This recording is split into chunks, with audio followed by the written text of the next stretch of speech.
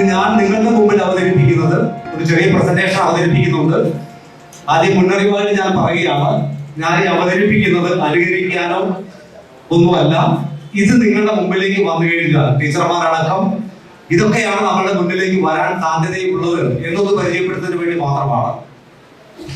ഞാൻ ആദ്യമായി പോലീസുമായി ബന്ധപ്പെട്ട് നിങ്ങളെ ഒന്ന് അതിലേക്ക് കൊണ്ടുവരാൻ വേണ്ടി ഞാൻ നിങ്ങളോടൊരു കാര്യം ചോദിക്കുകയാണ്. എന്റെ മുമ്പിലിരിക്കുന്ന നിങ്ങളെല്ലാവരും കള്ളന്മാരും കള്ളികളും ആണ് എന്ന് ഞാൻ പറഞ്ഞാൽ നിങ്ങൾ അംഗീകരിക്കുമോ? അംഗീകരിക്കും എന്നുള്ളവരൊന്ന് കൈപോക്കുക. ഞാൻ കള്ളനാണ്, ഞാൻ കള്ളിയാണ് എന്ന് അംഗീകരിക്കാൻ താല്പര്യമുള്ളവർ, ഇവരൊക്കെ കള്ളന്മാരും കള്ളികളുമാണ് മുമ്പിലിരിക്കുന്നത്. അപ്പൊ ഞാൻ ആദ്യം വീണ്ടും റിപ്പീറ്റ് ചെയ്യാണ്, എന്തുകൊണ്ടാണ് ഞാൻ നിങ്ങളെ കള്ളന്മാരും കള്ളികളുമായും ചിത്രീകരിച്ചത്? ഞാൻ അതിന് മറുപടിയായി ഒരു 4 വരി കവിത നിങ്ങളുടെ മുമ്പിൽ അവതരിപ്പിക്കുകയാണ്. ശ്രദ്ധിക്കുക, ഈ കവിതയുടെ അർത്ഥം നിങ്ങളൊന്ന് ശ്രവിക്കണം, കേൾക്കണം, മനസ്സിലാക്കണം.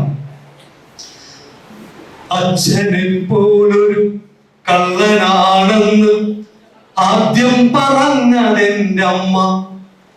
അമ്മിഞ്ഞ പാലു കുടിക്കുന്ന കുഞ്ഞിനെ അമ്മ വിളിക്കുന്നു കള്ളൻ. ഓട്ടത്തിൽ ചാട്ടത്തിൽ ഒന്നാമതായപ്പോൾ കൂട്ടുകാർ വാഴ്ത്തി നീ കള്ളൻ. അച്ഛനോടമ്മിന് ടീച്ചർ പറഞ്ഞു പഠിക്കാൻ മിടുക്കനി കള്ളൻ. കാമിനിമാരെ കമണ്ടടിക്കുമ്പോഴും നാണമില്ലല്ലോട കള്ള. കല്യാണ പെണ്ണിന്റെ കൈയും പിടിച്ച് ദീപം വലം വെച്ച നേരം ഇത്തിരി ഇക്കിളിയാക്കിയ നേരത്ത് കാതി പറഞ്ഞവൾ കള്ളൻ. കള്ളവും ചെയ്യാതെ കള്ളം പറയാതെ കള്ളനായി പണ്ടേ പിറന്നു ഞാൻ, കള്ളനായി പണ്ടേ പിറന്നു. ഈ വരികളുടെ അർത്ഥം നിങ്ങൾക്ക് മനസ്സിലായോ എനിക്കറിയില്ല. കൊക്കോലമംഗലത്തിലെ കൊച്ചുറോല ചേച്ചിയുടെ കോഴിക്കൂട്ടിൽ നിന്നും കോഴിയെ പൊട്ടിച്ചോ എന്ന് ചോദിച്ചപ്പോൾ കോഴിയെ പൊട്ടിച്ചെങ്കിലേ എനിക്ക് പൊരിച്ചു തിന്നാനായിരുന്നല്ലോ എന്ന് മറുപടി കൊടുത്ത ഒരു കള്ളൻ. എങ്കിലേ താനെ പാറുചോത്തിയുടെ പടിഞ്ഞാറെ പശുത്തൊഴുത്തിൽ നിന്നും പശുവിനെ മോഷ്ടിച്ചതോ എന്ന് ചോദിച്ചപ്പോൾ പശുവിനെ മോഷ്ടിച്ചെങ്കിലേ എനിക്ക് പാല് കുടിക്കാനായിരുന്നല്ലോ എന്ന് പറഞ്ഞ കള്ളൻ. ഓഹോ, എങ്കിലേ താനെ തലയോലപ്പറമ്പിലെ തുന്നൽക്കാരൻ തങ്കച്ചന്റെ തുണിക്കടയിൽ നിന്നും തുണി മോഷ്ടിച്ചതോ എന്ന് ചോദിച്ചപ്പോൾ തുണി മോഷ്ടിച്ചെങ്കിലേ എനിക്ക് നാണം കാക്കാനായിരുന്നല്ലോ എന്ന് പറഞ്ഞ കള്ളൻ. ഇങ്ങനെ നല്ലത് വല്ലത് മോഷ്ടിച്ചാൽ ഉടനെ കള്ളനാക്കും നിങ്ങളുടെ ചട്ടം. മാറ്റുക മാറ്റുക ചട്ടങ്ങളേത്, മാറ്റും നിങ്ങളെ അല്ലെങ്കിൽ. ഇത് നമ്മുടെ സമൂഹത്തിൽ എല്ലാ സ്ഥലങ്ങളിലും നടക്കുന്ന ചെറിയ ചെറിയ കുറ്റകൃത്യങ്ങളാണ്. പക്ഷെ അവരെയും നമ്മൾ യഥാർത്ഥ കള്ളന്മാരായി യഥാർത്ഥ കുറ്റവാളികളായി പറയാൻ പാടില്ല, ശരിയല്ല.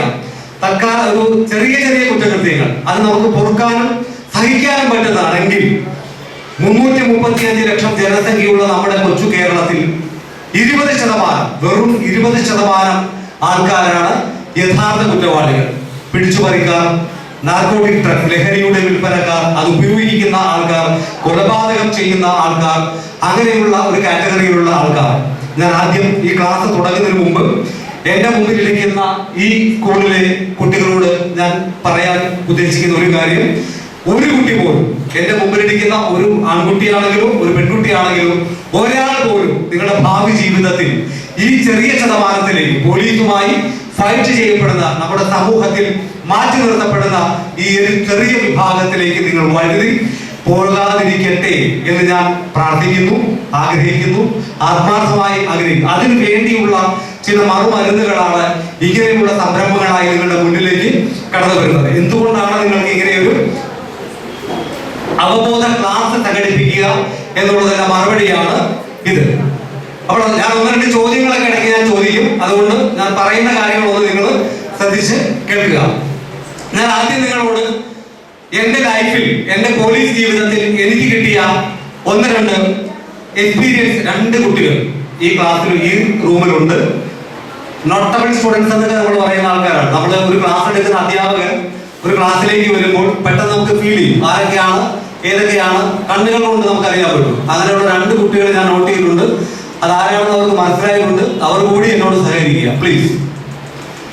ഓക്കെ. അപ്പോൾ എൻ്റെ ജീവിതത്തിൽ എനിക്ക് പോലീസ്, ഞാൻ കൂടുതലും കൊച്ചിയിലാണ് ജോലി ചെയ്തത്.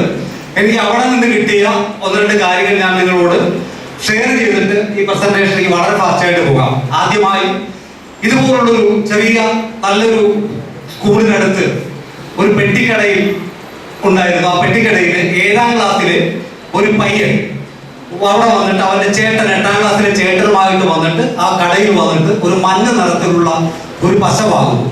ആ പശ അവനും ആ ചേട്ടനും കൂടി ഒരു വെള്ള കിറ്റിലാക്കി നെക്കി ഒഴിച്ചിട്ട് അത് സ്ഥിരമായി സ്മോക്ക് ചെയ്യും. അങ്ങനെ സ്മോക്ക് ചെയ്ത് അവർക്ക് ആ ഒരു ചെറിയൊരു ലഹരിയുടെ ഫീലിംഗ് അവർക്ക് ഫീൽ ഉണ്ടാകുന്നു. അപ്പോൾ ഒരു ദിവസം കുറച്ച് നാൾ 3-4 ആഴ്ചകൾ കടന്നുപോയി. 8ാം ക്ലാസ്സുകാരനായ മൂത്തയാൾ പെട്ടെന്ന് അവനൊരു അവബോധം, അയ്യോ താൻ ചെയ്യുന്നത് ശരിയല്ലല്ലോ എന്നൊരു തോന്നൽ പെട്ടെന്ന് അവൻ ഉണ്ടാവുന്നു. ഒരു വെളിപാട് പോലെ ഉണ്ടാവുന്നു.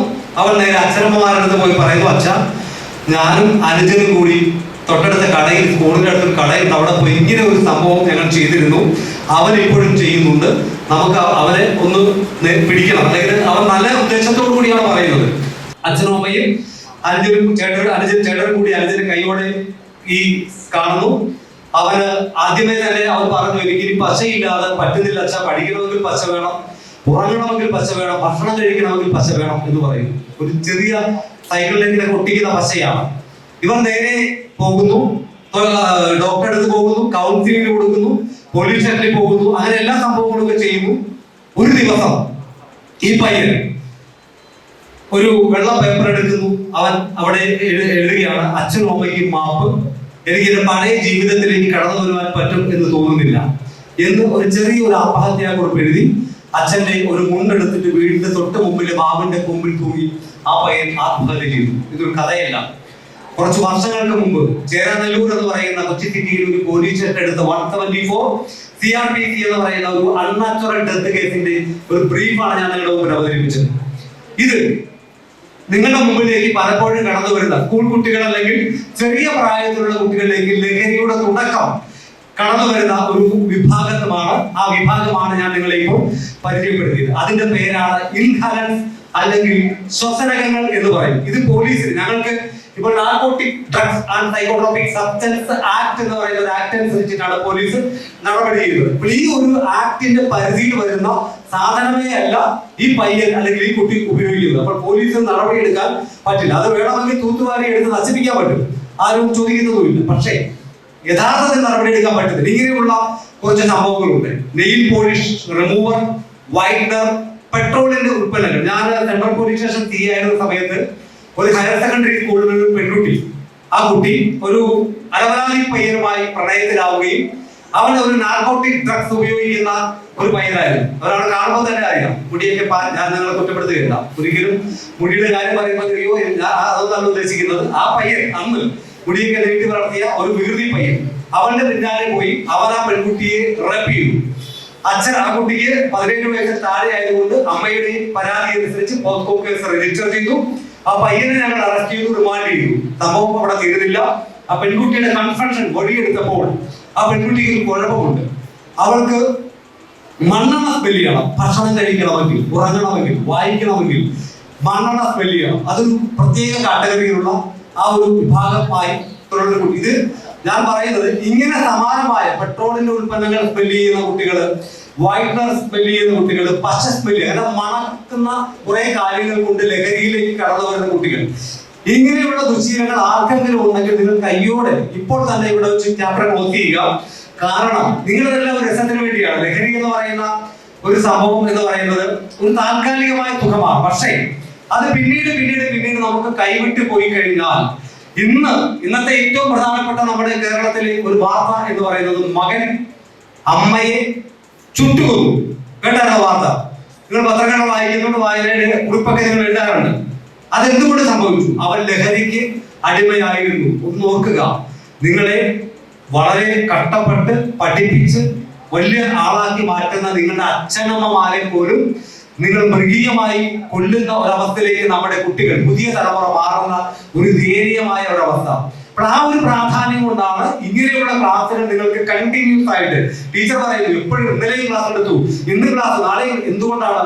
ഈ ക്ലാസ് എടുക്കുന്നത് കൊണ്ട് ഒരു പക്ഷേ ഒരാളുടെ ഭാഗത്ത് അവരെ നല്ല രീതിയിലേക്ക് നയിക്കാൻ പറ്റുമെങ്കിൽ അത് മതി ഈ സ്കൂളിന്റെ ഏറ്റവും വലിയ വിജയം. കേരളത്തിൽ അങ്ങോളമുള്ള സ്കൂളുകളിൽ ലഹരിക്ക് അടിമപ്പെടുന്ന എന്നെ സംബന്ധിച്ചിടത്തോളം എനിക്ക് നല്ല ഉറപ്പുണ്ട്.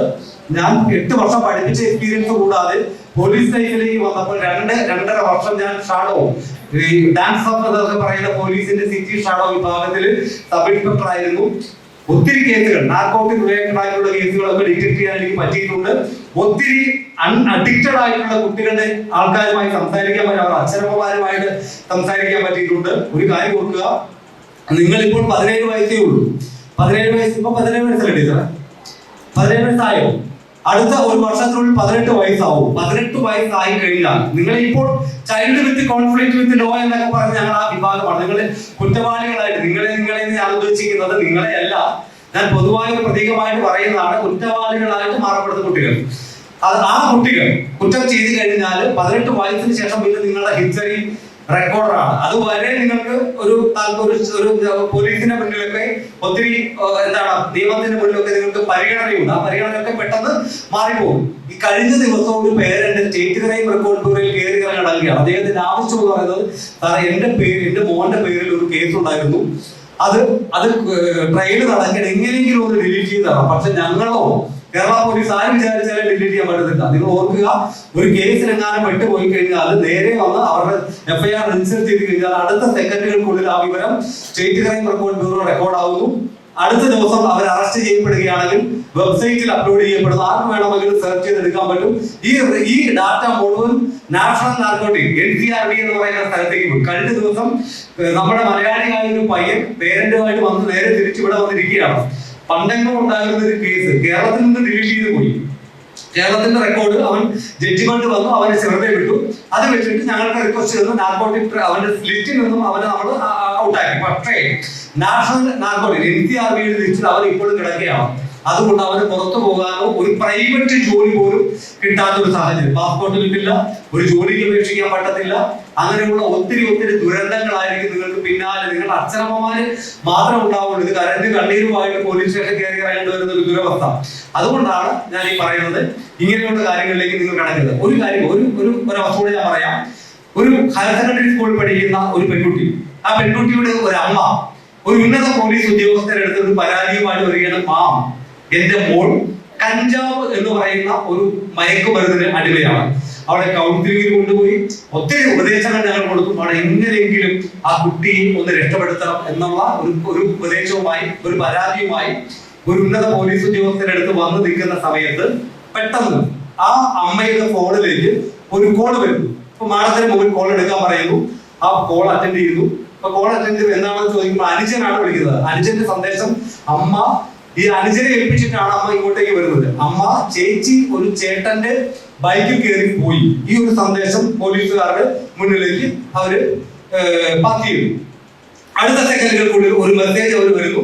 അപ്പോൾ ആ മെസ്സേജ് ഇങ്ങനെ വായിച്ചു നോക്കുമ്പോൾ ആ മാഡം ചോദിക്കുന്നു, എന്താണ് മെസ്സേജ് എന്ന് ചോദിക്കുന്നു. മാഡം, എന്റെ മോൾ ആത്മഹത്യ ചെയ്യാൻ പോവുകയാണെന്നൊരു മെസ്സേജ് എനിക്ക് ഇട്ടിരിക്കുന്നു എന്ന് കാണിക്കുന്നു.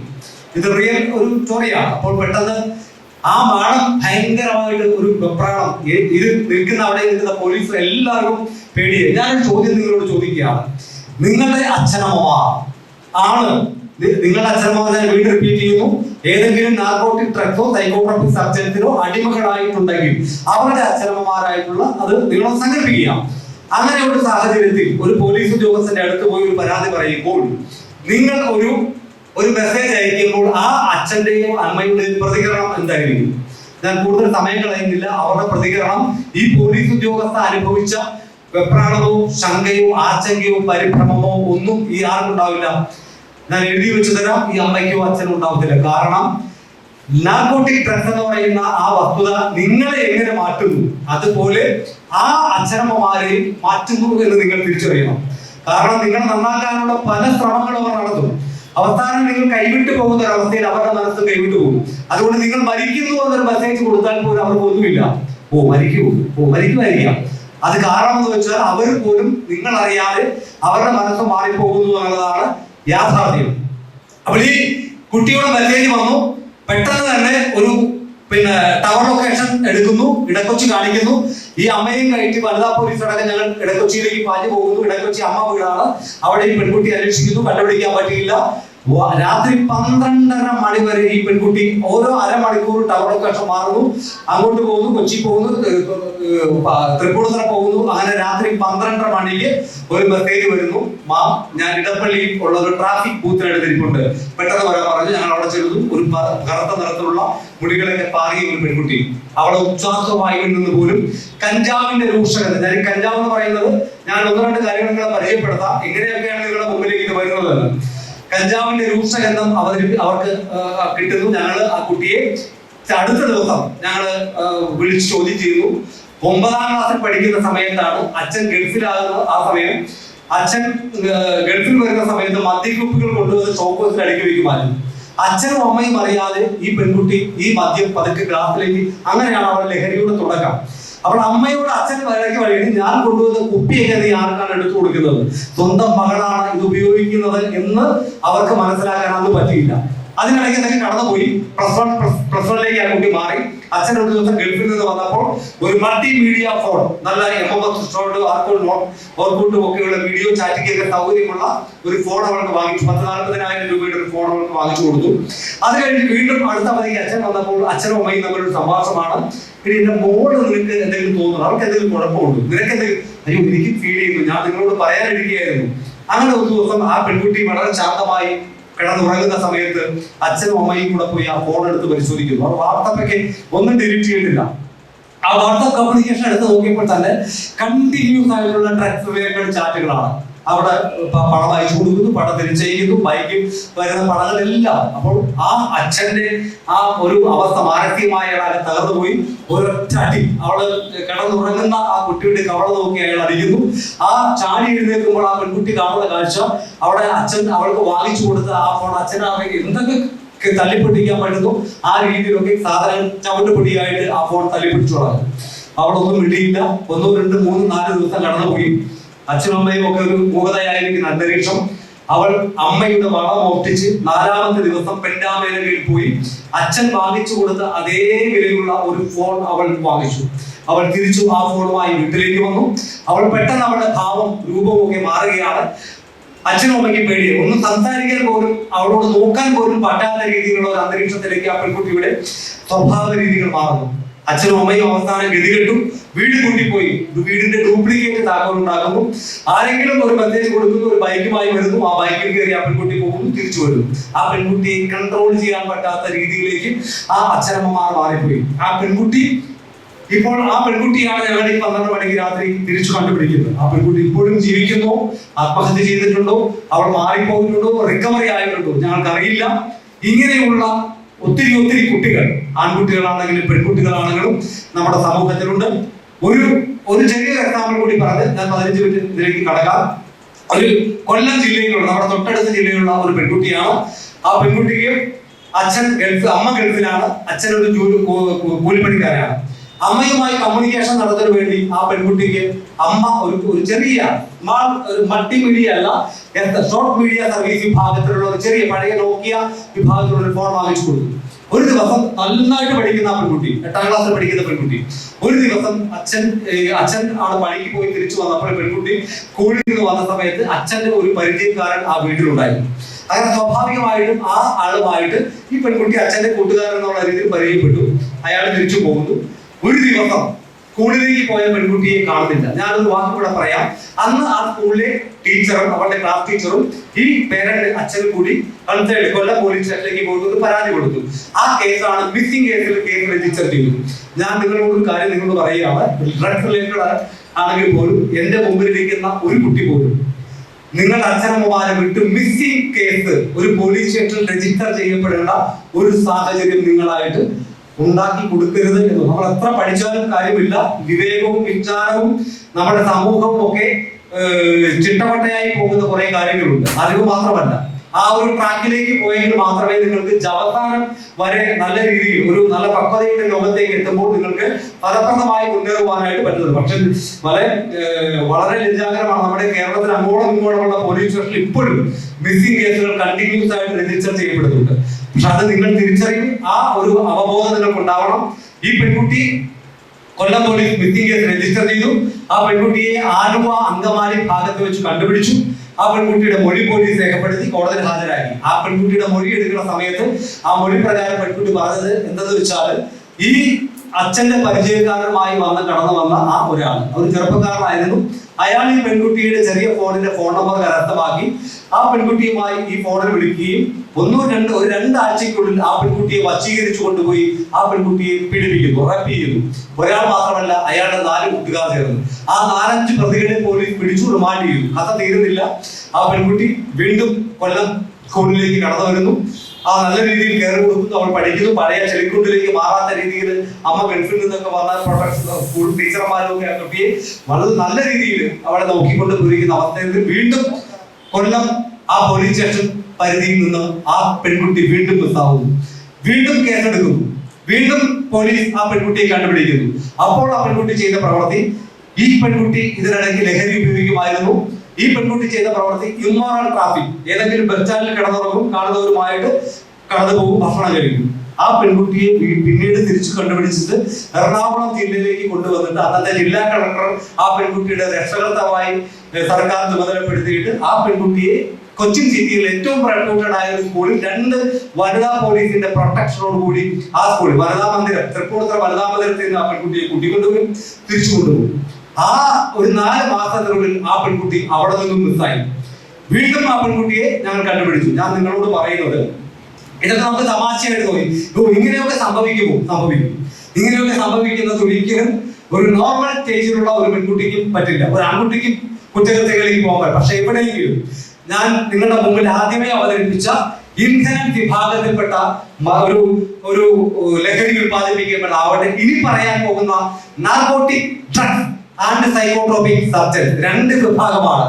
എന്താണ് മയക്കുമരുന്നുകൾ, എന്താണ് സൈക്കോ മതിപ്രമ പദാർത്ഥങ്ങൾ വിഭാഗത്തിൽപ്പെട്ട ഏതെങ്കിലും ഒരു സാധനം നിങ്ങളുടെ മുമ്പിലേക്ക് വന്നാൽ മതി, മാരകമായ ഒരു ഡേഞ്ചർ ഘട്ടത്തിലേക്കായിരിക്കും നിങ്ങൾ. എനിക്ക് നല്ല അനുഭവങ്ങൾ കൊണ്ട് പറയുകയാണെങ്കിൽ ഇപ്പോഴും LSD എന്ന് പറയുന്ന ഒരു മയക്കുമരുന്ന് ഒരു കുട്ടിയെ ഒന്ന് സ്മെല്ല് ചെയ്യുകയോ നാക്കിന്റെ തുമ്പിൽ വെച്ച് കഴിഞ്ഞാൽ അവന്റെ ജീവിതകാലം മുഴുവനും അവരുടെ ബിഹേവിയർ പാറ്റേൺ, അവരുടെ സംസാരം, സംഭാഷണ ശൈലി ഒക്കെ നമുക്ക് ആ മുഖത്ത് നിന്നും വായിച്ചെടുക്കാൻ പറ്റുന്ന രീതിയിലേക്ക് അവർ മാറിപ്പോകും. അത്രമാത്രം ഭയാനകമായി. ഇപ്പോൾ കഞ്ചാവ് എന്ന് പറയുന്ന സാധനം അതൊന്നും അല്ല നമ്മുടെ കുട്ടികളുടെ ഇടയിലേക്ക് വരുന്നത്. അത് ഏത് രീതിയിൽ വരുന്നു? ടീച്ചർമാര് കുട്ടികളുടെ ബാഗ് സർപ്രൈസ് ആയിട്ട് ചെക്ക് ചെയ്യണം. അത് പ്രിൻസിപ്പൾ യാതൊരു സങ്കോചവും മടി കാണിക്കരുത്. കാര്യം ഇപ്പോൾ നമ്മുടെ കണ്ണുകൾക്ക് പോലും കാണാത്ത രീതിയിലുള്ള പൊടികളായോ ഫ്രിഞ്ചായോ പേപ്പറിന്റെ തുമ്പായോ ഒക്കെയാണ് ഇത് മുമ്പിലേക്ക് വരുന്നത്. അതിനുവേണ്ടി മാത്രമേ ഞാൻ നിങ്ങളുടെ മുമ്പിൽ ഇതൊന്ന് വളരെ ഫാസ്റ്റായിട്ട് അവതരിപ്പിക്കാം.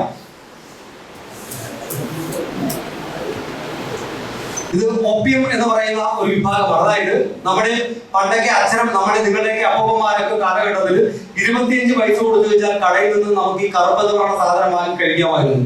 അവർ പാടത്തും പണം ഇതൊക്കെ പണി കിട്ടുമ്പോൾ അവർക്ക് ഒരു ഉന്മേഷം, ഒരു ലഹരി, ഒരു ഊർജ്ജ പീഠത്തിന് വേണ്ടിയുള്ള ലഹരിയാണ്. പക്ഷേ നിങ്ങൾ ഹിസ്റ്ററി പഠിക്കുന്ന ആൾക്കാർക്കറിയാം, വിദേശികളായിട്ടുള്ള അന്യ നാട്ടിൽ നിന്ന് വരുന്നത് ഈ കറുപ്പ് ഒക്കെ എന്താണ് കറുപ്പ് മയങ്ങി രാജാക്കന്മാർക്ക് കറുപ്പ് കൊടുത്തിട്ട് മയങ്ങി കിടക്കുന്നവര് നമ്മുടെ ദ്രവ്യങ്ങൾ മോഷിച്ചുകൊണ്ട് പോയി ആ അവസ്ഥയെ കുറിച്ച് നിങ്ങൾ ചരിത്രത്തിലൂടെ പഠിച്ചിട്ടുണ്ട്. ഈ ഓപ്പിയം എന്ന് പറയുന്ന ഈ ജ്യൂസിൽ നിന്ന് ഉത്പാദിപ്പിക്കപ്പെടുന്ന കുറെ നാർക്കോട്ടിക് ഡ്രഗ്സ് ഇതുകൊണ്ട് അതിലേതാണെന്ന് നോക്കാം.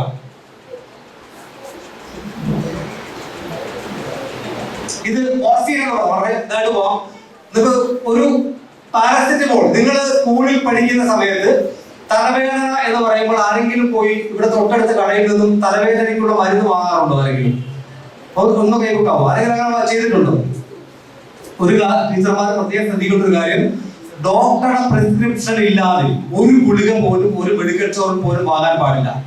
ഞാൻ അതിന് ഒരു എക്സാമ്പിൾ കൂടെ പറയാം. കാരണം എന്ന് വെച്ചാൽ നിങ്ങളുടെ അടുത്തിരിക്കുന്ന ഒരു കുട്ടി തലവേദന ഗുളിക ഞാൻ തരാം എന്ന് പറഞ്ഞ് കൊടുക്കുന്ന ഗുളിക പാരസെറ്റമോൾ പോലെയുള്ള ഒരു മോർഫിൻ റിലേറ്റഡ് ആയിട്ടുള്ള ഒരു ഗുളികയാണെന്നുണ്ടെങ്കിൽ അവിടെ മതി നമ്മുടെ ലൈഫ് പതുക്കെ ലഹരിയുടെ എതിരേക്ക് പോവുകയാണ്, താളത്തിൽ പോകും. അതുകൊണ്ട് പൊടിയായോ ഗുളികയായോ ഫ്രിഞ്ചായോ പേപ്പറായോ ഇപ്പോൾ ഈ മോർഫിൻ എന്ന് പറയുന്ന ഒരു കണ്ടന്റ് ആണ്.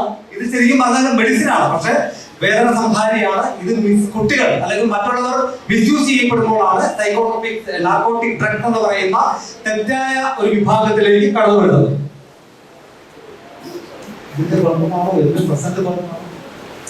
ഇത് ബ്രൗൺ ഷുഗർ, ആ ഓപ്പിയം പ്രോഡക്റ്റ് തന്നെയാണ്. ഇപ്പോൾ ഒരു ചെറിയ പൊടി നമ്മുടെ കുട്ടികളൊക്കെ, കോളേജ് കുട്ടികളൊക്കെ, അവർ ചിലപ്പോൾ തൊട്ടടുത്തിരിക്കുന്ന ആൾക്കാർക്ക് ഒരു തരിപ്പ് പോലെയുള്ള ഇതൊരു ഞാൻ വീട്ടിലുണ്ടാക്കിയ സാധനമാണ്, മിഠായിയാണ്, ഒരു ചെറുത് ഒന്ന് ടേക്ക് ചെയ്ത് നോക്കൂ എന്ന് പറഞ്ഞാൽ നിങ്ങൾ ഓർക്കുക, നിങ്ങളുടെ കൂട്ടുകാര് എത്രത്തോളം വിശ്വാസം ഉണ്ടാവട്ടെ, പക്ഷേ നിങ്ങൾക്ക് ഐഡന്റിഫൈ ചെയ്യുന്ന മിഠായിയോ അല്ലെങ്കിൽ അറിയപ്പെടുന്ന വിഭാഗമല്ലാതെ അറിയാൻ പറ്റാത്ത ഒരു സാധനം പോലും നിങ്ങളുടെ കയ്യിലേക്ക് വെച്ച് നീട്ടി കഴിഞ്ഞാൽ അത് റിജക്ട് ചെയ്യുക, അവിടെ വെച്ച് സ്റ്റോപ്പ് ചെയ്തേക്കുക. ഹെറോയിൻ, കൊക്കബുഷ്, കൊക്കൈൻ എന്ന് പറയുന്ന ഒരു ഇതാണ്. ഇതൊക്കെ നാർക്കോട്ടിക് ഡ്രഗ്സ് വിഭാഗത്തിൽപ്പെടുന്ന ഡ്രഗ്സുകളാണ്. ഇത് നിങ്ങൾ ഓർക്കുക, ഈ ഒരു സ്ട്രക്ചർ, എല്ലാ നാർക്കോട്ടിക് ഡ്രഗ്സിനും ഒരു സ്ട്രക്ചർ ഉണ്ട്. ഞങ്ങൾ കൊച്ചിയിൽ ഒരു കട, തിരുവനന്തപുരം ജില്ലയിലും ഒക്കെ ഉണ്ട്, ഒരു കടയിൽ മാത്രം ഭയങ്കര ആള്. ആ കടയുടെ പ്രത്യേകത എന്ന് പറയുന്നത് ഒരു ബെരിയും ഉണ്ട്. ആ ബെരിയുടെ പുറത്ത് ഇതുപോലൊരു സ്ട്രക്ചർ ബിൽഡ് ചെയ്യുന്നുണ്ട്. അപ്പോൾ ഈ സ്ട്രക്ചർ, ഈ HCOHOL ഇങ്ങനെയുള്ള കോഡിംഗ് എന്ന് പറയുന്ന ഒരു സ്ട്രക്ചർ ആണ് ആ ബിൽഡിങ്ങിലുള്ളത്. അവൻ ആ ബെരിയും മേടിച്ചിട്ട് വേറെ ഒരു സങ്കീർണത്തിൽ അവർ പറയുന്ന കടക്കാരൻ പറയുന്ന ഒരു സ്ഥലത്തെത്തിയ അവൻ ഈ പറയുന്ന കോഡിംഗ് എന്ന് പറയുന്ന ആ ഒരു നാർക്കോട്ടിക് ഡ്രഗ് അവന്റെ കയ്യിലേക്ക് എത്തപ്പെടും. അപ്പോൾ അതുപോലുള്ള വിപണന ശൃംഖലകൾ നമ്മുടെ ഉള്ള കാര്യം നിങ്ങൾ ഓർക്കുക. ബെരി ഞാൻ കാണിച്ചു തരാം.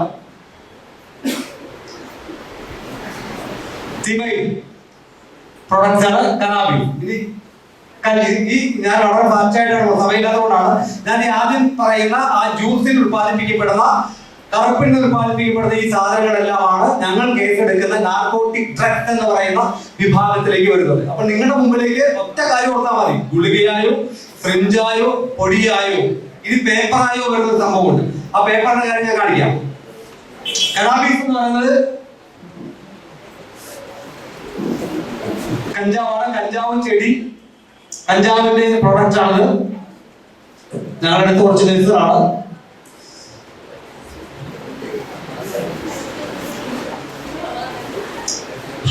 ഇത് കുട്ടികളൊക്കെ, ഞങ്ങൾ കൊച്ചിയിലൊക്കെ ഈ കഞ്ചാവിന്റെ ഇലയും പൂവും തളിരും ഒക്കെ വാറ്റി ഊറ്റി ബ്രിക്കായിട്ട് വരുന്ന സാധനമാണ് ഹാഷ് അല്ലെങ്കിൽ ചരസ് എന്ന് പറയുന്നത്. അത് നമ്മൾ ചെറിയ ശർക്കര മിഠായി പോലെ ഇരിക്കും. അപ്പൊ അതുകൊണ്ട് ഇങ്ങനെയുള്ള സാധനങ്ങൾ, ഇങ്ങനെയുള്ള സംഭവങ്ങളൊക്കെ നിങ്ങളുടെ മുമ്പിലേക്ക് തിരികൊണ്ടിരിക്കും. അപ്പൊ അതൊരു തുള്ളി ഒരു എടുത്ത് നാവിലേക്ക് വെച്ച് കഴിഞ്ഞാൽ മതി, ഡ്രഗ്സ് ആണ്. അപ്പൊ അതുകൊണ്ട് ഒരു മിഠായി ആണെന്ന് കരുതി ഒരിക്കലും നിങ്ങൾ ഇത് ഉപയോഗിക്കാൻ പാടുള്ളതല്ല.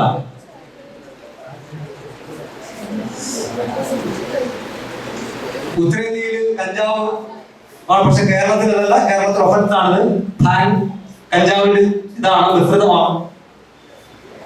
ഇനി synthetic narcotic drug, psychotropic drugs നിങ്ങൾ കണ്ടു. ഇനി നാർക്കോട്ടിക് ഡ്രഗ്സ് പരിചയപ്പെട്ടിട്ട് സൈക്കോട്രോപിക് സബ്സ്റ്റൻസ് എന്താണ് നിങ്ങളുടെ മുന്നിലേക്ക് വരാൻ സാധ്യതയുള്ള കുറച്ച് കാര്യങ്ങളാണ് പറയുന്നത്. ഈ ആംബ്യൂൾ എന്ന് പറയുന്നത് മെത്തഡിൻ. എത്രയോ വർഷങ്ങൾക്ക് മുമ്പ് ഞാൻ SN കോളേജിലൊക്കെ പഠിക്കുന്ന സമയത്ത് പെത്തഡിൻ എന്ന് പറയുന്ന ഒരു കഥാപാത്രമായി നാടകത്തിൽ അവതരിപ്പിച്ചു. അന്ന് ഈ പെത്തഡിനെ കുറിച്ച് വലിയ ധാരണയില്ലായിരുന്നു. കഥയറിയാതെ ആട്ടം ആടുക എന്നൊക്കെ പറയുന്ന പോലെയാണ് അന്ന്. പക്ഷെ ഇപ്പോൾ അതിന്റെ ഗൗരവം മനസ്സിലായി. കുരിപ്പിട ശ്രീകുമാറിന്റെ ഒരു വരികളൊക്കെ ഉണ്ടായിരുന്നത്, പെത്തടിൽ തുണ്ണിയ മാന്ത്രിക പട്ടിണ സ്വപ്നശൈലങ്ങളിൽ ചെന്നു ചുംബിക്കവേ പുത്തുങ്കഥകളിൽ പാർവതി ശങ്കര കൃഷ്ണകൾ നേടിക്കിതച്ചാൽ നിറഞ്ഞവേ ലോത്തിന്റെ പെൺമക്കൾ അച്ഛനെ പ്രാപിച്ച വാർത്തയിൽ കൗമാരഭാരം നടുങ്ങവേ കുംഭസാര കൂട്ടി നഗ്നയായി നിൽക്കവേ സംഭ്രമപ്പൂവിൽ വീഴുപൂജാലിക്കവേ ലോത്തിന്റെ പെൺമക്കൾ അച്ഛനെ പ്രാപിച്ച വാർത്ത നിങ്ങൾ പത്രത്തിലൂടെയൊക്കെ ഇപ്പൊ വായിക്കുന്നു. 70 വയസ്സുള്ള ആൾക്കാർ ചെറിയ പെൺകുട്ടികളെ പീഡിപ്പിച്ചു, 60 വയസ്സുള്ള ആൾക്കാർ അച്ഛൻ മക്കളെ പീഡിപ്പിച്ചു. ഇതൊക്കെ വരാൻ കാര്യം എന്താണ്? എത്രയോ വർഷങ്ങൾക്ക് മുമ്പ് പെത്തഡിൻ എന്ന് പറയുന്ന ആ മയക്കുമരുന്നിനെ കുറിച്ച് അന്ന് കവി എഴുതിയ വരികളാണ്. പക്ഷെ ഇപ്പോഴും ഈ സൈക്കോട്രോപിക് സബ്സ്റ്റൻസ് ഇതാണ് ഇങ്ങനെയുള്ള ഏതെങ്കിലും രീതിയുള്ള ഇന്ന് അമ്മയെയും അവൻ ചുട്ടുകൊന്നു എന്ന് പറയുന്നത് ഞാൻ ഈ പരിചയപ്പെടുത്തുന്ന ഏതെങ്കിലും സൈക്കോട്രോപിക് സബ്സ്റ്റൻസോ നാർക്കോട്ടിക് ഡ്രഗ്സോ ഉപയോഗിച്ചിട്ടുള്ള ഒരു വ്യക്തിയാണ് അവൻ. അങ്ങനെയുള്ള കുട്ടികൾക്ക് മാത്രമേ, അങ്ങനെയുള്ള തലമുറകൾക്ക് മാത്രമേ ഇതുപോലുള്ള പൈശാചികമായ കുറ്റകൃത്യങ്ങൾ ചെയ്യുവാനായിട്ട് സാധിക്കുകയുള്ളൂ. മെത്തഡോൾ, ഇതെല്ലാം ഇത് ഈ കുപ്പിയിലാണ്. ഈ DJ പാർട്ടികൾ എന്നൊക്കെ പറയുന്ന ഒരു സംഭവമുണ്ട്, എല്ലാ ഹോട്ടലുകളുമാണ്. നിങ്ങൾ ഓർക്കുക, നിങ്ങൾ ഈ സ്റ്റെപ്പ് കഴിഞ്ഞ് അടുത്ത +2 കഴിഞ്ഞാൽ നിങ്ങൾ എവിടെയെങ്കിലും ഒക്കെ കോയമ്പത്തൂരോ അവിടെയൊക്കെ കോളേജുകളിലൊക്കെ മറ്റ് സ്ഥലങ്ങളിലൊക്കെ പഠിക്കുമെന്നുണ്ടെങ്കിൽ അവിടെയൊക്കെ ഇഷ്ടംപോലെ DJ പാർട്ടികളൊക്കെ പങ്കെടുക്കാൻ നിങ്ങൾ ചിലപ്പോൾ അവസരം ഉണ്ടാണെങ്കിൽ പോലും അവിടെയൊക്കെ ഓർക്കുക, രാത്രി കാലങ്ങളിലൊക്കെ നടക്കുന്ന DJകളിൽ നിങ്ങൾ പോലും അറിയാതെ ഒരു ജ്യൂസ് നിങ്ങൾക്ക്, അല്ലെങ്കിൽ തൊട്ടടുത്ത് നിൽക്കുന്ന ഒരു കുട്ടി ഒരു ജ്യൂസ് എടുത്തിട്ട് അവന്റെ കയ്യിലിട്ട് തെറിപ്പിക്കുകയാണെന്നുണ്ടെങ്കിൽ നമ്മുടെ നാവിന്റെ തുമ്പിലേക്കോ അല്ലെങ്കിൽ നമ്മൾ ആ ഒരു ചെറിയൊരു പൊടി നമ്മുടെ നാവിലേക്കോ ഒക്കെ അത് വീഴുകയാണെങ്കിൽ അല്ലെങ്കിൽ കുടിക്കുകയാണെങ്കിൽ അവിടെ വെച്ച് തീർന്നു നമ്മുടെ ലൈഫ്. പിന്നെ അവരുടെ ട്രാക്കിലേക്കാണ്, ഓൺലൈൻ പെൺവാണിഭം പോലെയും അല്ലെങ്കിൽ മറ്റേതെങ്കിലും രീതിയിലുള്ള ട്രാക്കിലേക്കും ഒക്കെ നമ്മൾ വഴിമാറി പോകുന്ന രീതിയിലേക്ക് നമ്മളെ ലഹരി കടന്നുകൊള്ളും. അതുകൊണ്ട് വളരെ ജാഗ്രൂകരാകുക. മെത്തഡോൾ എന്ന് പറയുന്ന ഒരു ഡ്രഗ്സ് ആണ്. ഇത് സൈക്കോട്രോപിക് സബ്സ്റ്റൻസ് ആണ്. സ്റ്റിമുലന്റ്, ഇതാണ് പൊടി എന്ന് പറയുന്നത്. ഇത് ഒരു പൊടിയായിട്ട് ചെറിയ ഒരു പൊടിയുടെ തരി എടുത്ത് നിങ്ങളുടെ നാവിലേക്ക് വെച്ചാൽ മാത്രം മതി. അത് ഒരു പ്രാവശ്യം തുടങ്ങി, 2 പ്രാവശ്യം തുടങ്ങി, 3ാമത്തെ പ്രാവശ്യം നിങ്ങൾ തീർന്നു.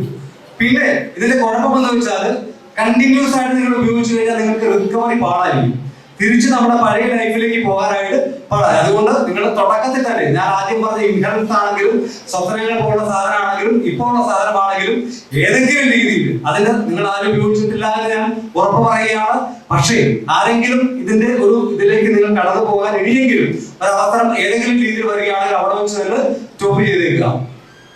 പണ്ട് ലക്ഷ്മി ഹോസ്പിറ്റൽ എന്ന് പറയുന്ന കൊച്ചിയിലെ ഏറ്റവും വലിയ ഹോസ്പിറ്റലിന്റെ ലെറ്റർ പാഡ് മോഷ്ടിച്ചിട്ട് അവിടെ കുട്ടികൾ പ്രിസ്ക്രിപ്ഷൻ എഴുതും. നൈട്രാസ്പാമെന്ന ഗുളിക എഴുതിയിട്ട് ഈ ലെറ്റർ പാഡ്, ഡോക്ടറുടെ ലെറ്റർ പാഡ് മേടിച്ചിട്ട് കുട്ടികൾ തന്നെ എഴുതിയിട്ട് എടുത്ത കേസ് എടുത്തിട്ടുണ്ട്. അപ്പോൾ അത്രയും മാത്രം കുട്ടികൾ, ചെറിയൊരു ശതമാനം കുട്ടികൾ ഇങ്ങനെയുള്ള കാര്യങ്ങൾക്ക് അവർക്ക് അറിയാം. അതുകൊണ്ട് അവര് ആ ചെറിയ പ്രായത്തിലൊക്കെ കേസെടുത്ത് എഴുതാനുള്ള ഭവിഷ്യത്തുകൾ എന്താണെന്നുള്ള കാര്യമൊക്കെ നിങ്ങൾ ഓർക്കുക. ലിബറിയം നൈട്രാസ്പ, ഇത് ഈ കഴിഞ്ഞ ദിവസം ഒരു ടീച്ചർ പോലീസിന്റെ ഞങ്ങളുടെ അടുത്ത് ചോദിക്കണം, സാറേ എന്റെ മോൻ കൊടൈക്കനാലിൽ പോവുകയാണ്, കൂണ് അന്വേഷിച്ചു. എന്തിനാ സാറേ കൂണ് പേടിയാവും? നിങ്ങൾക്ക് ആർക്കും അറിയാവോ കൂണ്? നമ്മള് ചില ഭക്ഷണമായി കഴിക്കുന്ന ഒരു സാധനമാണ്. പക്ഷേ ലോകത്ത് കണ്ടുപിടിക്കപ്പെട്ടിട്ടുള്ള മയക്കുമരുന്നുകളിൽ ഏറ്റവും മാരകമായ, ഏറ്റവും ഡേഞ്ചർ ആയിട്ടുള്ള മയക്കുമരുന്ന് ഏതാണ് എന്നൊരു ചോദ്യം ചോദിച്ചു കഴിഞ്ഞാൽ അത് കൂണുകൾ ഉത്പാദിപ്പിക്കപ്പെടുന്ന മയക്കുമരുന്നുകളാണ്. ആ വിഭാഗത്തിൽപ്പെട്ട സാധനമാണ് ഇത്. ബിയോണ്ട് മെസ്കൽ എന്ന് പറയുന്ന ഒരു കൂൺ ഉത്പാദിപ്പിക്കപ്പെടുന്ന ഒരു നാർക്കോട്ടിക് ഡ്രഗ്സ് ആണ്, സൈക്കോട്രോപിക് സബ്സ്റ്റൻസ് ആണ്. ഇത് അതിന്റെ ഒരു മയക്കുമരുന്നാണ്. അടുത്ത പടം ഇത് കുപ്പിയിൽ വരുന്നതാണ്. ഇത് ഓരോ മരുന്നും എല്ലാ നാർക്കോട്ടിക് ഡ്രഗ്സിനും ഇതുപോലെ കളർഫുൾ, ഫേസ്ബുക്ക് വാട്സപ്പൊക്കെ സ്ഥിരമായിട്ട് യൂസ് ചെയ്യുന്ന ആൾക്കാർ ഇതുപോലുള്ള കളർഫുൾ ആയിട്ടുള്ള പിക്ചറുകൾ കയറി വരുമ്പോൾ ഓർക്കുക, ഏതെങ്കിലും ഒരു സൈക്കോട്രോപിക് സബ്സ്റ്റൻസിന്റെ സിമ്പലായി കടന്നു വരുന്ന പടമാണ് ഇത്. ഫിനോസൈലിൻ എന്ന് പറയുന്ന മറ്റൊരു കൂൺ ഉത്പാദിപ്പിക്കുന്ന പടം, അതിന്റെ ഒരു പടമാണ് പടം. ഇത് അതിന്റെ ഒരു ഉൽപ്പന്നമാണ് പടം. ഇതാണ് നമ്മുടെ ഏറ്റവും കേരളത്തിലെന്നല്ല, കൊച്ചിയിലെന്നല്ല, നമ്മുടെ ഇന്ത്യയിൽ കുട്ടികൾ, കോളേജ് കുട്ടികൾ ഏറ്റവും കൂടുതൽ ഈ ട്രാക്കിലേക്ക് അറിയാതെ കടന്നു പോകുന്നതാണ്. ഏതെങ്കിലും രീതിയിൽ ഏതെങ്കിലും ഒരു പേപ്പറിന്റെ തുമ്പൊക്കെ നിങ്ങൾ ഞാൻ ടീച്ചർമാരോട് പറയുന്നത്, ഈ ബുക്കുകളൊക്കെ ഓരോ ബുക്കുകളും ഇവർ തുറന്ന് പരിശോധിക്കണം സർപ്രൈസ് ആയിട്ട്. ഏതെങ്കിലും ഒരു ബുക്കിന്റെ ഇടയ്ക്കായിരിക്കും ഒരു പക്ഷേ LSD, നൈട്രിക് ആസിഡ് ഡീഥൈലാമൈഡ് എന്ന് പറയുന്ന ഇതുപോലെ മയക്കുമരുന്നിരിക്കുക. അത് കാണിച്ചു പോട്ടെ. ഇതോടെ ഗോതമ്പ് ഒക്കെ പൊടിഞ്ഞ് താഴെ വീഴുമ്പോൾ അതിൽ നിന്ന് ഉത്പാദിപ്പിക്കപ്പെടുന്ന കൂണുകളാണ് ഈ പറയുന്ന ക്ലാവറിസ് പർപ്യൂറ. ഈ ക്ലാവറിസ് പർപ്യൂറ ഉത്പാദിപ്പിക്കപ്പെടുന്ന ആസിഡ് ആണ് ലൈസർജിക് ആസിഡ്. ആ ആസിഡിൽ നിന്ന് ഉത്പാദിപ്പിക്കപ്പെടുന്ന ഒരു സാധനമാണ് LSD. ഈ LSD എന്ന് പറയുന്ന ഒരു സ്റ്റാമ്പാണ്. ഇത് പല വൈറ്റ് പേപ്പർ ആയിട്ട് വരാറുണ്ട്, കളർഫുൾ ആയിട്ട് പല ഡിസൈനോട് കൂടി വരാറുണ്ട്. ഇത് ഇത് 1 കിലോ കഞ്ചാവ് പോലീസ് കേസെടുക്കുന്നതിന് തുല്യമാണ്. 0.002 മൈക്രോഗ്രാം ഉള്ള വെയിറ്റ് ഉള്ള ഒരു തുമ്പെടുത്തു കഴിഞ്ഞാൽ 1 കിലോ മേലെ കഞ്ചാവ് പിടിക്കുന്ന കേസിന് സമാനമായ ഒഫൻസ് ആണ് നമ്മുടെ നാവിന്റെ തുമ്പിൽ മൈന്യൂട്ട് നമ്മുടെ മറ്റേ ഡയറ്റിൽ ത്രാസിനോട് നോക്കാൻ പറ്റത്തില്ല. 0.0002 മൈക്രോഗ്രാം വന്നു കഴിഞ്ഞാൽ നോൺ ബെയിലബിൾ ഒഫൻസ് ആണ്, അകത്തു പോകും. അത് മാത്രമല്ല, അത് ഉപയോഗിച്ചു കഴിഞ്ഞാൽ പിന്നെ റിക്കവറി എന്ന് പറയുന്ന ഭാഗം നോക്കണ്ട. അതുകൊണ്ട് ദയവ് ചെയ്ത് പേപ്പർ തുമ്പുകൾ പോലുള്ള സാധനങ്ങൾ ആരെങ്കിലും, ചേട്ടന്മാരാണെങ്കിലും ചേച്ചിമാരാണെങ്കിലും അനുജന്മാരാണെങ്കിലും നിങ്ങളുടെ മുമ്പിലേക്ക് തരികയാണെങ്കിൽ ഓർക്കുക, ഈ സാധനം LSD പോലുള്ള ഏതെങ്കിലും ഒന്നായിരിക്കാം. ഇത് ഈ LSD-ഒക്കെയാണ് നല്ല DJ പാട്ടുകളിലൊക്കെ ജ്യൂസിലൊക്കെ കലക്കി കൊടുക്കുന്നത്. അതൊക്കെ ഭയങ്കരമായിട്ടുള്ള വിപത്താണ് നമ്മുടെ തലമുറയിൽ ഉണ്ടാവുന്നത്. ഇതാണ് LSD. ഇത് ഓരോ സ്റ്റാമ്പാണ്. ഈ ഓരോ സ്റ്റാമ്പ് പറിച്ചിട്ടാണ് അതിന്റെ ഒരു ചെറിയ പാത്രം മതി. ഇതിന്റെ പൊടിയുണ്ട്, ഫ്രിഞ്ചായിട്ട് പറയാറുണ്ട് കേട്ടോ. ഇത് നാവിന്റെ തുമ്പിൽ വെച്ച് കഴിഞ്ഞാലുള്ള ഇത്രേ ഉള്ളൂ. ഇത് വെച്ച് കഴിഞ്ഞാൽ 1 കിലോ കഞ്ചാവ് പിടിക്കുന്നതിനേക്കാളും മാരകമായ ഒരു കപ്പാസിറ്റി ഉള്ള ഒഫൻസിലേക്കാണ്, നോൺ വൈറബിൾ ആയിട്ടുള്ള ഒഫൻസിലേക്കാണ് നിങ്ങൾ പോവുക കേട്ടോ. കേട്ടോ LSD കേട്ടോ. ഒത്തിരി ടൈപ്പുകളാണ് LSD ഇപ്പോൾ നമ്മുടെ വിപണിയിലേക്ക് വരുന്നത്. സൈക്കിള് പല പല ഡിസൈനുകളാണ്. അതുകൊണ്ട് ദയവ് ചെയ്ത് ഞാൻ ഈ പറഞ്ഞ പൊടിയായോ ഫ്രിഞ്ചായോ ആംബ്യൂൾ എന്നൊക്കെ പറയുന്നത്, ഈ എയ്ഡ്സ് എന്ന് പറയുന്ന രോഗം ഏറ്റവും കൂടുതൽ പകർന്നു നിൽക്കുന്ന രോഗം ആംബ്യൂള്. ഞാൻ കുത്തിവെച്ചു, എന്റെ കയ്യിൽ നിന്ന് അടുത്ത ആൾ കുത്തിവെക്കുന്നു, അങ്ങനെയാണ് എയ്ഡ്സ് പകരുന്നത്. അതും ഒരു ഈ ഡ്രഗ്സിന്റെ വിഭാഗത്തിൽപ്പെട്ട സാധനമാണ് ആംബ്യൂൾ എന്ന് പറയുന്നത്. പടം PCP എന്ന് പറയുന്ന മറ്റൊരു ഡ്രഗ്സ് പടം ഇതെല്ലാം വരുന്ന നമ്മുടെ ഇത് MDMA. ഇപ്പൊ നിങ്ങൾ പത്രത്തിലൂടെ സ്ഥിരമായിട്ട് കേൾക്കുന്നതാണ് MDMA. നൈജീരിയൻ ടീമാണ് വന്നിട്ട് ഡ്യൂപ്ലിക്കേറ്റ് സാധനമാണ് ഉണ്ടാക്കുന്നത്. യഥാർത്ഥ MDMA എന്ന് പറയുന്ന സാധനം ഇവിടെ ആംഫെറ്റമിൻസ് ആയിട്ട് മാറാറുണ്ട്. പക്ഷെ അതൊക്കെ നോൺ വൈറബിൾ ഒഫൻസ് ആണ്. കുട്ടികൾക്ക് ഉറക്കമുണ്ടാവത്തില്ല. ഒരു ഭയങ്കരമായിട്ട് അവര് രാത്രി കാലങ്ങളിൽ ഭക്ഷണം കഴിക്കാതെ 3-4 ദിവസം ഉറങ്ങാതെ എഴുതി കളയുന്ന ഒരു അവസ്ഥ. നമ്മുടെ ചെറിയ കുട്ടികൾ കല്യാണത്തിനൊക്കെ ഈ മദ്യം ഉപയോഗിക്കുന്നതിന് പകരമായിട്ട് ഓൺലൈൻ വഴി, ഗൂഗിൾ പേ വഴി, കോയമ്പത്തൂർ പഠിക്കുന്ന കൂട്ടുകാരെ വഴി ഇത് കളക്ട് ചെയ്തിട്ട് അത് ഉപയോഗിച്ച് ഒഫൻസിലേക്ക് കടന്നുപോയ ഒത്തിരി സംഭവങ്ങൾ ഇവിടെ റിപ്പോർട്ട് ചെയ്യപ്പെട്ടിട്ടുണ്ട്. അപ്പോൾ അതുകൊണ്ടൊന്നും നിങ്ങൾ ആ ട്രാക്കിലേക്കോ പോകാൻ പാടില്ല കേസുകളാണ്. ഇതാണ് ആംബ്യൂൾ. ഇത് കുത്തിവെക്കുമ്പോഴാണ് ഈ പറയുന്ന രീതിയിലുള്ള എന്താണ് എഴുത്ത് പോലുള്ള രോഗത്തിലേക്കൊക്കെ പോകുന്നത്. ഇനി ഞാൻ ഒരു കാര്യം കൂടി, ഇത് നിയമത്തിലേക്ക് മുമ്പ് പോകുന്നില്ല. നമ്മുടെ പുതിയ തലമുറയിലെ കുട്ടികൾ, നിങ്ങൾ ഓൺലൈൻ, വെബ്, അതുപോലെ തന്നെ ഫോണൊക്കെ സ്ഥിരമായിട്ട് ഉപയോഗിക്കുന്ന ആൾക്കാരാണ്. ക്രിപ്റ്റോ കറൻസിയെ കുറിച്ചൊക്കെ നിങ്ങൾക്ക് അറിയാം. നമ്മള് പൈസ കൊടുത്ത് സാധനങ്ങൾ വാങ്ങുന്നതിന് പകരമായിട്ട് ഓൺലൈൻ ഇൻവിസിബിൾ ആയിട്ട് നമ്മൾ കമ്മ്യൂണിക്കേഷൻ നടക്കുന്ന പൈസകളുണ്ട്. അത് വെബിലേക്ക്, ഡാർക്ക് വെബിലേക്ക് നിങ്ങൾ കടന്നു പോയിട്ട് ഒത്തിരി കുട്ടികൾ, കോളേജിലെ കുട്ടികളെയൊക്കെ ഞങ്ങൾ ഡാർക്ക് വെബ് സെർച്ച് ചെയ്യപ്പെടുന്ന കുട്ടികളുടെ ലിസ്റ്റ് ഞങ്ങൾ എടുക്കാൻ തുടങ്ങിയിട്ടുണ്ട്. അതിനുള്ള സംവിധാനം ഇപ്പോൾ കേരള പോലീസിലുണ്ട്. ഡാർക്ക് വെബ് സെർച്ച് ചെയ്ത് കഴിഞ്ഞാൽ ടോർക്ക് പോലുള്ള സംവിധാനങ്ങളിലേക്ക് നിങ്ങൾ പോയി കഴിഞ്ഞാൽ ആ ലിസ്റ്റ്, അതുപോലെ തന്നെ ആവശ്യമില്ലാത്ത കണ്ടന്റുകൾ നിങ്ങൾ ഗൂഗിൾ അശ്ലീലപരമായിട്ടുള്ള സെക്സുവലായിട്ടുള്ള കണ്ടന്റുകൾ തിരഞ്ഞു കഴിഞ്ഞാൽ 1-2 റിപ്പീറ്റഡ് ആയിട്ട് തിരയുന്ന ലിസ്റ്റുകൾ പോലും, അതാണ് നേരത്തെ പോലീസ് എന്ന് പറയുന്നത്, ബി എന്ന് പറയുന്ന കേസെടുക്കുന്ന ഒരു വിഭാഗം. അതുകൊണ്ട് ദയവ് ചെയ്ത് നാർക്കോട്ടിക് ട്രസ്റ്റ് എന്ന് പറയുന്ന ആ വിഭാഗത്തിലേക്ക് തരാതെ ഈ ഡാർക്ക് വെബിലേക്ക് ആരെങ്കിലും പോയി കഴിഞ്ഞാൽ, നിങ്ങൾക്കൊക്കെ അറിയാം എന്നുള്ളത് കൊണ്ടാണ് ഞാനത് റിപ്പീറ്റ് ചെയ്യുന്നത്, ആ സൈറ്റ് നിങ്ങൾ ഉപയോഗിച്ചു കഴിഞ്ഞാൽ അങ്ങനെയുള്ള കുട്ടികളെ മാത്രം ഞങ്ങൾ നോട്ട് ചെയ്ത് വെക്കും. അവരുടെ കംപ്ലീറ്റ് ഹിസ്റ്ററി പോലീസ് കൊണ്ടുവരും. ഏതെങ്കിലും ഒരു സംശയിക്കപ്പെടുന്ന സാഹചര്യം ഉണ്ടായി കഴിഞ്ഞാൽ നിങ്ങൾ വിട്ടുപോകും. അതുകൊണ്ട് ദയവ് ചെയ്ത് അത്തരത്തിലുള്ള വിഭാഗത്തിലേക്ക് പോകരുത്. നല്ല കുട്ടികളായി, നല്ല സംസ്കാര സമ്പന്നമായ കുട്ടികളായി നിങ്ങളുടെ അച്ഛനമ്മമാർക്ക് അവസാനം വരെ നിങ്ങളെ വേണം എന്നുള്ള ചിന്താഗതിയോടുകൂടി തന്നെയാണ് നിങ്ങൾ മുമ്പോട്ട് പോകേണ്ടത്. അതുകൊണ്ട് പടത്തിരിപ്പാട് പറഞ്ഞപ്പോൾ നമ്മുടെ കുട്ടിക്കാലത്ത് വിജയദശമി പൊടിച്ചു കോടി കൊണ്ടെടുത്ത് പൂവും പ്രസാദവും ചൂടി ആവളി പലകപേരുടെ ഭദ്രദീപത്തിന്റെ വെളിച്ചത്തിൽ വളരെ ഹരിശ്രീ ഗണപതി മഹായത് കുത്തിക്കുറിക്കേണ്ടി വന്നപ്പോൾ കൈവിരന്നതിനാൽ കവളത്തുകൂടി കിരിഞ്ഞിറങ്ങിയ കണ്ണുനീരിന്റെ പൊലിപ്പ് പോലെ സാന്ദ്രമധുരമായ ഒരു സ്നേഹവായ്പ നിങ്ങളുടെ ഹൃദയത്തിലുണ്ടാവട്ടെ, നിങ്ങളുടെ മനസ്സിലുണ്ടാവട്ടെ. അയ്യപ്പ പണിക്കർ മന്ത്രം കിടക്കാത്ത, തന്ത്രം ജപിക്കാത്ത, മന്ത്രം ജപിക്കാത്ത, മന്ത്രിമാരാകാത്ത, കുടിലും കുലങ്ങളിൽ കുടിച്ചാമ്പലാകാത്ത, കാടിന്റെ പൂക്കളുടെ മാനം കെടുത്താത്ത, പുലരുടെ വേദാത്ത, പടവഴികളോതാത്ത, തടവും മനുഷ്യന്റെ തലവെട്ടി വിൽക്കാത്ത, കുന്നായ്മയില്ലാത്ത, കുശുകുശുപ്പറിയാത്ത, കൂടോത്രമില്ലാത്ത, കരടുകൾ കരയാത്ത, കണ്ണുനീരുടയാത്ത നല്ല നാടിന്റെ സംസ്കാരത്തിന്റെ പ്രയോക്താക്കളായി ഈ സ്കൂളിലെ ഓരോ കുട്ടികൾക്കും മാറുവാൻ സാധിക്കട്ടെ എന്ന് മാത്രം ആശംസിച്ചുകൊണ്ട്